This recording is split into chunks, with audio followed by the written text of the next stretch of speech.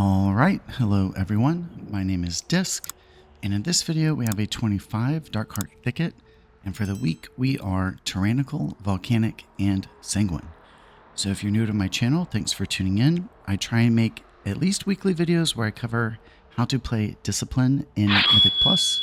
I've been playing for a couple of years, and I do my best to kind of explain and spell out the thought processes behind my decisions and how to min-max each talent or spell individually. So check me out on medify.gg if you're interested in a private lesson. I've been having a lot of good lessons lately and we're getting a lot accomplished over there. So I'm really excited to be partnered with them. And additionally, keep an eye out for, they're doing a story on me coming up. I don't know when exactly, but they got wind of what I do in my personal life and wanted to kind of do this little expose on me. So it's kind of exciting, kind of scary to be honest, but yeah, let's go ahead and talk about talents. All right, so here we are. Let's talk about the priest side first. It's really important in dungeons to know when you need a dispel point, and this is a disease dungeon. You don't want to spend these points unless you need to. Never a bad idea to bank extra defense with these talent points. And then right here, this is a choice node. I think it's up to user's choice. I prefer Vampiric Embrace. I look at it as another spell that we can weave in with our Mindbender. So oftentimes Mindbender will need an accompanying cooldown. This is just one more to add. There's no global. I think there's a better argument for it on Tyrannical weeks at least. But then, yeah, going down here, the bottom of the talent tree is mainly defensive points. And one of my favorites recently is the Translucent Image. I think in these keys, we need as much defense as we can get. They're honestly quite hard. And with this talent point, I've had a lot of good success binding it with my Desperate Prayer. So neither of those cooldowns have a global, so you can bind those together. Makes it really easy to kind of, manage our defensives with just one button. I still maintain separate keybinds for them, but I have a keybind for them together. Really easy to get them to desync and then just use one button for your defensive. It goes from large to small, something like that. And then I have this point here in Tithe Evasion, which I was playing with Light's Inspiration, but I just don't think our Desperate Prayer needs anything else. Our Desperate Prayer will do its job even not being buffed. So I put it into Tithe Evasion, which does actually preserve my health. And then over on the Discipline side, I think the only thing I want to talk about, so obviously we're Mindbender, we're going for these extra bolts. The only thing I really want to talk about is Wheel and Woe. So I've played with that point in Long Schism, TE, and I think just Wheel and Woe is going to be the best for Discipline when you have a UI that shows you where your damage is. So if you use a couple of my UI elements, like tracking where bleeds are, tracking where incoming casts are going, things like that, you'll get a ton of use out of Wheel and Woe. And it kind of fills a gap in our spellbook where we don't have a good single target heal. This kind of fills that gap a little bit. And in this dungeon, we're going to see some really good examples on boss 1 of how we can use our talents to completely mitigate that bleed attack.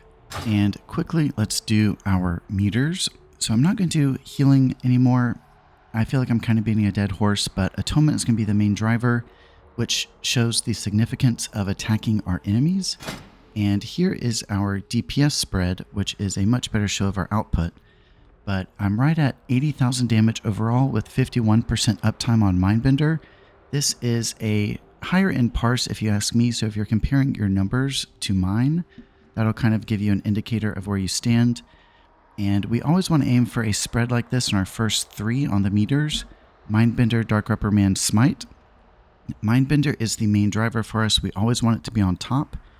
Always aiming for 6 torments as a base. Really trying to get that average amount of torments above 6. We want to aim for those 7 and 8 with our execute resets. And then Dark Reprimand on second. It's really important that we kind of force ourselves to use Radiance. Use it intentionally, kind of use it frivolously sometimes, but we really want to utilize the Harsh Discipline talent. That will get a lot more out of our Dark Reprimands. And then Smite will be in third, showing its significance in output. We get double CDR. It's going to help our Mindbender come back, help our Penance come back, and do a significant amount of damage and healing. It also plays with our Wheel and Woe. Smite is just such an important spell, keeps our atonements alive with our tier set. We really need to be smiting and keeping our Mindbender out. And then lastly, before we start the key, I wanted to talk about min-maxing Mind Blast, which is not something I've really focused much on this channel. And to be honest, it's probably something I've even neglected in my own play. But we've talked about min-maxing Mindbender, and we kind of just always want him out. As one ends, we want the next one to be beginning. And we've also talked about min-maxing, PI, min-maxing our Dark Star. I think we'll have examples here I'll highlight, but we can get 2 Dark Stars per 1 Shadow Covenant window. And if you're trying to min-max, if it's an AoE pull, that's definitely something you want to try and go for. And I know we have examples and we can talk about that, but with Mind Blast, one rule of thumb with Mindbender is you always want those to sync up. You don't want to Mindbender without a Mind Blast, but there are a lot of cases where we want to Mind Blast without a Mindbender.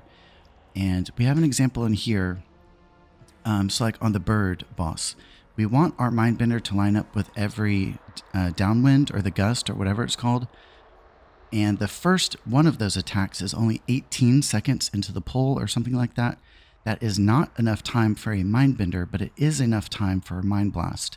And if we're trying to get higher uptime with that and get more out of our spec, we definitely want to find these opportunities where we can have a desynced Mind Blast, if you will, just to get a little more output.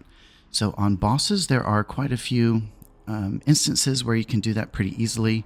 The Bird boss is one example. Or if you wanted to, any given trash pull, for example, is only going to have time for 1 Mindbender, but you still can get 2 Mind Blasts. So the way it's been going, and I'm pretty sure there's some places I can highlight in this run, but after your Mindbender ends, the pull will still have some life left to it, and your Mind Blast will be up.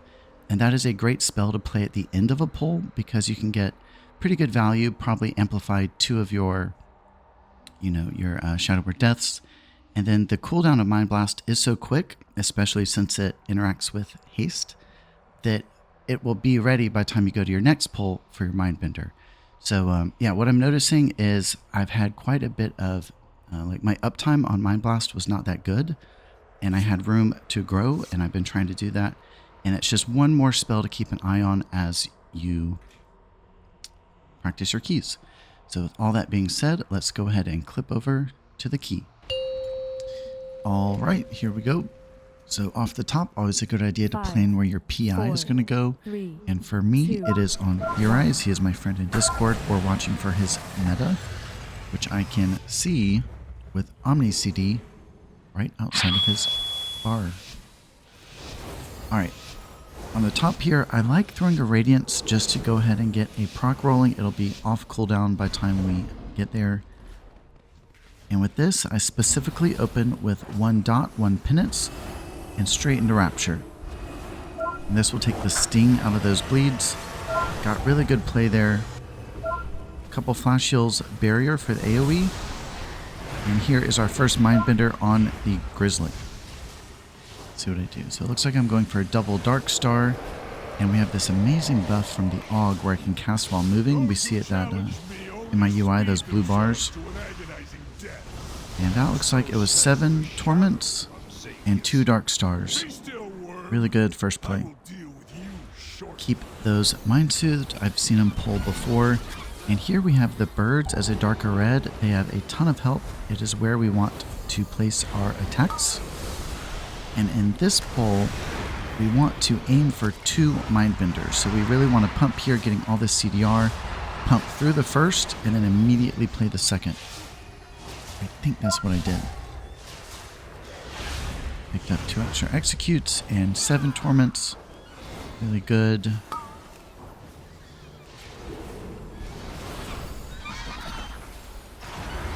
Okay, yeah, here goes my second Mindbender. Picking up extra executes. It's something that might be kind of hard to read from your point of view, but try and pay attention to how I'm doing my targeting. I'm never penancing a mob without a dot. I'm using focus macros to return to my schism, and I'm often hopping around picking up extra executes. Alright, we have cats that jump, a great place for rapture. It takes the sting out of those bleeds. Rapture is over. Mindbender. Open with Dark Star. Looks like I'm going for a double Dark Star. 4 torments.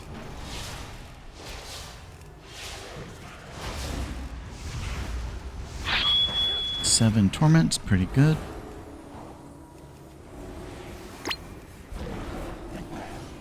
PI is available, but we have a tyrannical boss coming up, so I don't believe we play. Best thing you can do in a moment like this, pump DPS. There's our Mindbender. Looks like I did not go for the double Dark Star. Just has some contrast. Execute, execute. And if you play that one back, it was a really nice play. I kept my dots alive by penancing the one guy with a dot who almost died, or who was dying. So yeah, something to always think about. The name of the game is not wasting globals redotting. You always want to bounce your targets around and use your penance to keep dots alive. And if Schism is out, you obviously want to return to your Schism. And you can do that with focus targeting. Kind of a complicated subject. Feel free to ask me specifically if you're interested. Radiance for the proc, and I'm baiting. We just want to run Mindbender here and use our Harsh Discipline and Wheel and Woe to shield ourselves. Also, it is a pretty long fight. There is no problem with playing your defensives as much as you can. So, Fade, Shield Wall, which is our Desperate Prayer, Pain Sups, which was my first one. Here is a Desperate Prayer. We also have Barrier, which we can use pretty liberally here too. And now that we have got the fight kind of going, I can get these really nice Wheel and Woes, which I place on myself for each Grievous Leap. Also, Grievous Leap is the only bar timer I'm tracking. It's the main cadence here. Wanting to use Penance to dot the mobs when you can. And that was a really nice play from our Aug. He is the MVP here, honestly. My shield was consumed by an ad spawning, and he gave me a rescue. He comes in real thick here with a lot of his plays, like where I mess up a little bit. Yeah, like that was one. So not necessarily a mess up, but I took ground damage and it ate my shield. And I did not get a good play of the bleed, so he just used Cauterize. I have movement buff again. That was a defensive penance just to clear the bleed. 6 torments, they're all dotted. Flash shield for the DR, shield and barrier. I will bleed the nightmare from you. And 1 instant. Another change, I just used my potion. So I used to try and play my potions myself in order to maximize them. But in the end, what was happening is I just wasn't really playing them as much as I could. So I have macroed it into my Mindbender. Trying to get as much out of my potions as possible. Jury's still out. I think maybe a macro into PI would be better. Really big shield on myself with Desperate Prayer. And that was crazy. That sucked. It went on the Aug. I was further out. I don't know why it went on the Aug. And it wasted my huge ass crit shield. So rip. Yeah, that one wasn't nearly as big. I'm going to get 1 crit here. Let's see. Mindbender. So I Mindbender, Mind Blast, Penance, Death, then Shield. I try and get my Torment spells out first before I break or anything else. And we ended with 7 Torments. It would have been an 8, but the boss died. Yeah, on pretty much any boss tyrannical, you want to try and get 8 Torments as he's dying. for your So in this trash pull, targeting the Dryad might be the better play, but on non-fortified, it's going to die too quickly, so I'd rather put my Schism and Mind Blast on the more healthy mob. And also in these pulls, we'll see the poison start appearing. That is a slightly new change to my UI. Now 7 torments. So our dispellables will be a solid border. If it's something we can't dispel, like a curse or a poison, it'll appear in its respective color as a dotted line instead of a solid line. There was one. And yeah, the Aug is really doing good here. His utility spells are amazing. And I think that's the real tell of a good WoW player, is how well they play their minor spells. Okay, so Mindbender's coming back available. We have movement, fade those guys. Okay, they're in. So again, I'm on the Blossom. It has more health. The Keeper's also a good target. The Dryad's probably the best. If it were fortified, I'd be on the Dryad, but he's just going to die too quickly, not worth my Schism. There's PI on Theorize. 6 Torments. I believe that was, yep, 2 Dark Stars. Getting my dots out. So often when the Mindbender has a gap, it'll be like a 10-second gap between one to the next. I use that time to redot and reatone. Long atonements are my preference going into a Mindbender. They last longer, giving you more freedom to just attack. I can execute there. And 7 Torments, pretty good. But I actually lost a little bit of value on my penance. It looks like I penanced a mob without a dot. Cost me a couple globals there. But right here is an off Mindbender Schism, just to finish off the pull. So now we have to wait for the Mind Blast. Get my dots out as my opener. Here goes our Mindbender. Star. Mind Blast, Penance, Death. Let's see if I get the second Dark Star. A second Dark Star is possible, and in pulls like this, the way I see it is like 2 is better than 1, but you have to get 6 Torments as a base, and that was a big rip. Please don't watch that playback, but that was an awful Mindbender. I think I only got 4 Torments. I really just dropped the ball there. Did not get my second Dark Star either because of that. And here is a second Mindbender we're doing. Let's see how many Torments we get. So, generally, a pull will only take 1 Mindbender on non-fort. Some always will take 2 Mindbenders.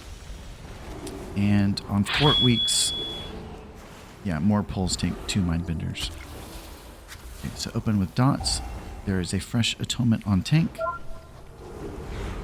Mindbender. Star. Mind Blast. Penance. Yeah. Oh, I got Volcano. So I'm not sure I'll get my second Dark Star because I just lost. Let's see if I get it or not. Okay, well I did not get the second Dark Star, but I did get 6 Torments. I'd much rather get my base of 6 Torments. And here is another off Mindbender Schism just to finish this pull out. Got good value there.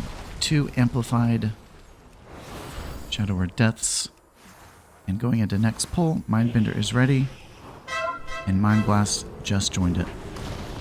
So in my last video, I said that Fears could stop these casts. I did my research first, and I honestly thought that I was just wrong. Our Fears can't really do anything here. The best thing you can do is just pump HPS and DPS. A strategy I go by is if I notice I'm targeted and I feel like it's about to finish casting, I will kind of preemptively use my Desperate Prayer and Fade. Or shield myself, something like that. Just to give myself a little love right before the Fear. And there's another off Mindbender Schism. Just trying to get pull over with, trying to get max value. And on this boss, it is pretty particular for healers. But on Rip, on Open, the best play, I think, is to lead with a Rapture. So I dot, PI, and go straight into Rapture. And right there, I was fishing for a crit on Theorize, thankfully got one. And right after the hit, this is our first Mindbender. And in this moment, the most important thing is just hit your Torments and get all of your CDR. We want as little of a gap between one Mindbender and the next. And that was perfect. Mindbender ended, and he is already available. So I full send. And this, the off target gets one slam, the tank gets a bigger hit, but I saw he had defensives rolling, so I only made sure he was atoned. And for this, was a barrier with a single shield on myself, and that was all I needed. A couple of executes to recover the health on the little guys. And I also have the little guys stand out as a different color to kind of provoke my star, if you will. So shield on me as the off target, and a pain sup on the tank.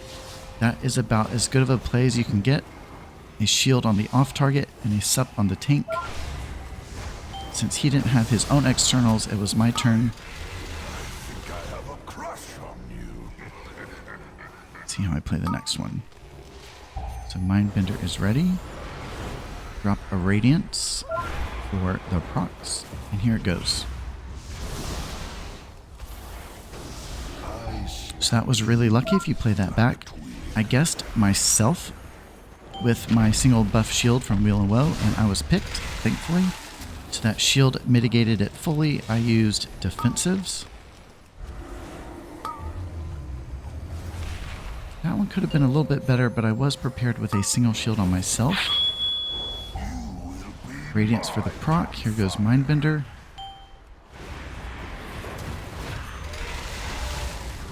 Double execute, star the ads. Shield on myself. And the tank was fine just with my atonements. And that was an 8 torment and execute range. So on higher Tyrannical, it's going to need something. If you can, a pain sup is great. Another option is you can just spam Rapture on the tank. Also, sometimes if he's just atoned with Mindbender out, that is enough. But pay attention to his defensives that are rolling. And to polish that boss off was an off Mindbender Mind Blast. Okay, so always glance at spells in between combat. All we have here is Rapture. I think they died before I was even ready. Oh yeah. Ooh. Yeah, so I was just totally late to that. Thankfully we didn't die. Got good CDR on Pain Sup there. And with a big guy, he is the darkest red in the group. He's definitely where you want to place your Mind Blast.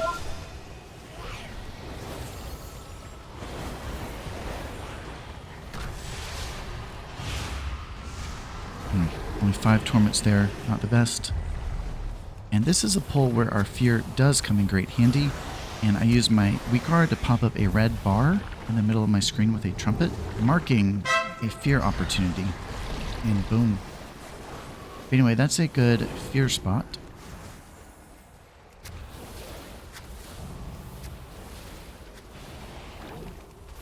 It looks like I'm pulling for the tank.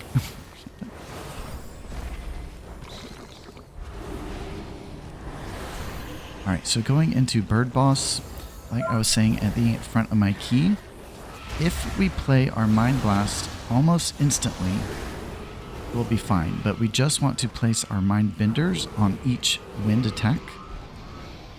So I will dot and Mind Blast on pull and just pump for some quick damage. So this is just Mind Blast, no Mind Bender yet. And I'm just pumping. With Bigwigs, I'm tracking the downdraft and the roar. They do come in sequence. Potentially, you could only track one. And we really want to precast a Radiance on the roars. So I will delay my Mindbender to get full coverage here. Precast a Radiance. Okay, so that one wasn't an amazing precast, but we get better on the next ones, I'm pretty sure. And these attacks come so quickly. The most important thing you have to do is farm your CDR for Mindbender. If you don't have a Mindbender on a Gust phase, you'll die. So here goes our Mindbender, slightly delayed. And I'm checking for who is center of our cluster. It is me. Okay, that Radiance wasn't great either, so that was an attempted precast, but it was too early. So let's see if I get it better on the next one. And here we are in this interim. The only thing that matters is CDR, and our Mindbender is back. So I'll use a Flash Heal for the CDR. As soon as I hear the ding from Bigwigs, I use a personal Angelic Feather. Delay my Mindbender slightly. Let's see if I get this precast. I Radiance off of the tank, and that was a much better precast, and I was in hella danger there.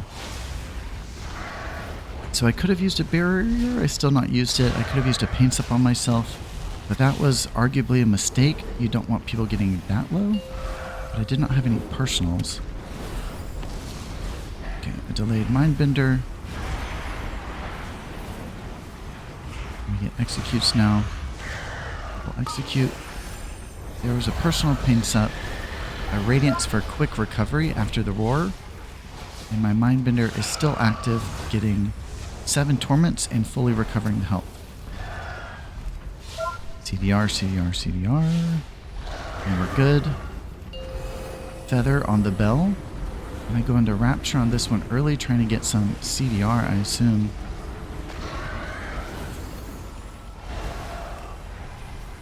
A really late Mindbender.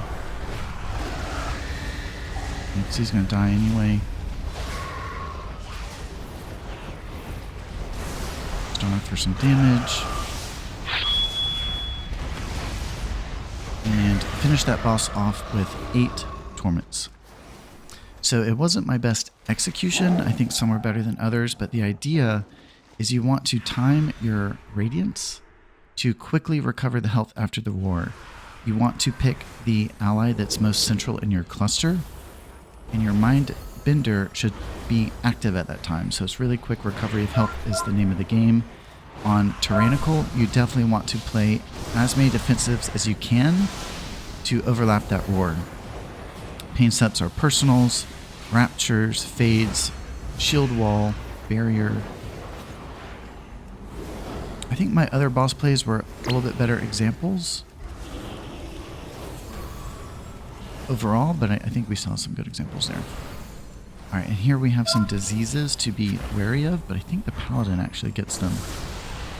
I'm going for a double Dark Star here.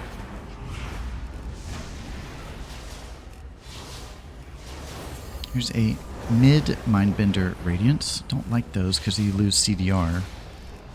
6, 7, yeah, 7 Torments, pretty good. And 2 Dark Stars.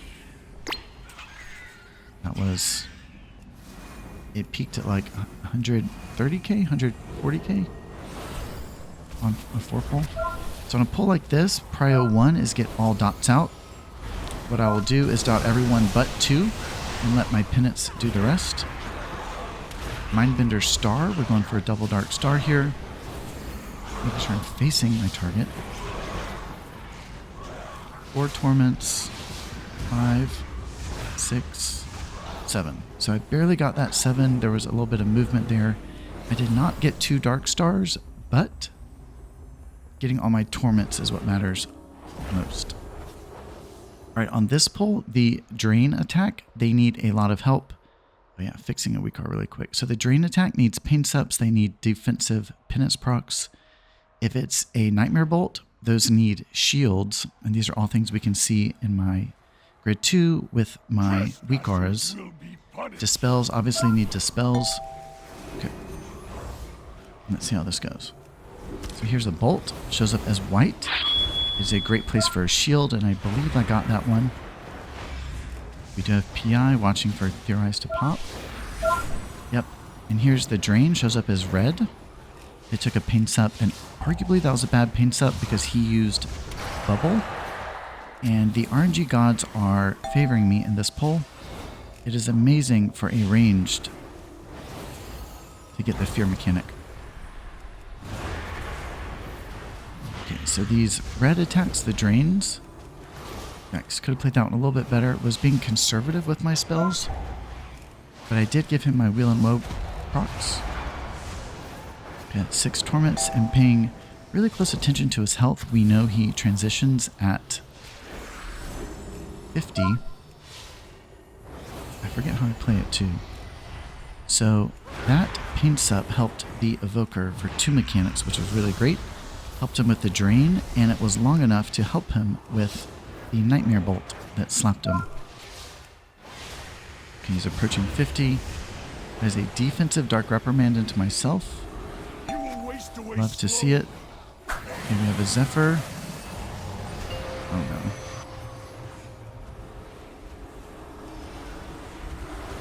no. Okay, so I remember feeling a little frantic here. A better play on Tyrannical especially.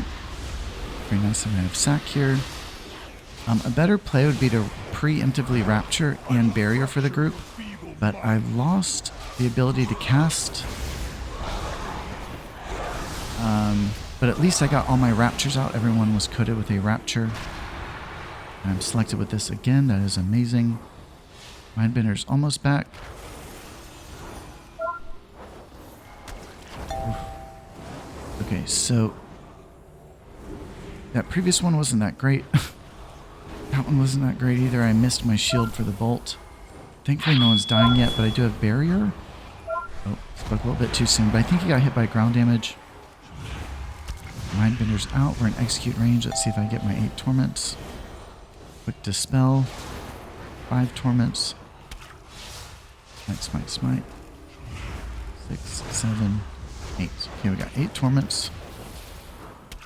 Refreshing atonements quickly. Paladin's up.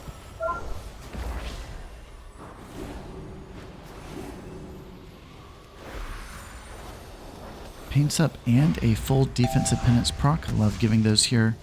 It is our most reliable single target heal, which is why I wish Harsh Discipline stayed the same. So we could kind of skillfully have single target heals. It's something our book lacks, you know. Okay, so here's our last Mindbender. We only got to 5 torments before we died, but that was a pretty good key overall. I think there were really good examples on all the bosses. I think some were higher parses than others. I don't think my last boss was that great, and it's just because I think I was just too high, to be honest, but it is a little bit tricky of a boss. Thankfully, we're getting good RNG, but the name of the game with Discipline, name of the game with my videos, is we're trying to min-max each spell, and I'm trying to show you the ways in which I try to do that. And so the big theme of this video was trying to min-max our Mind Blast a little bit more. So we really want to keep it rolling. There's a lot of cases where we want to play it on boss pull, just for a quick damage grab, and a lot of places after a Mindbender on trash where we can play one more Mind Blast before our next Mindbender. So thanks everyone who has been supporting the channel recently. Please keep an eye out for my Metafy story. If you learn anything from this video, use my add-ons or weakars, please consider giving my channel a super thanks. It's a little tip right below this video, or if you're interested in a one-on-one lesson, please check out my Metafy. I have a couple things over there I offer, and it's been a lot of fun teaching people one-on-one. I think it is the better way to learn discipline. So thanks again everyone for tuning in, and until next time, Dîsc.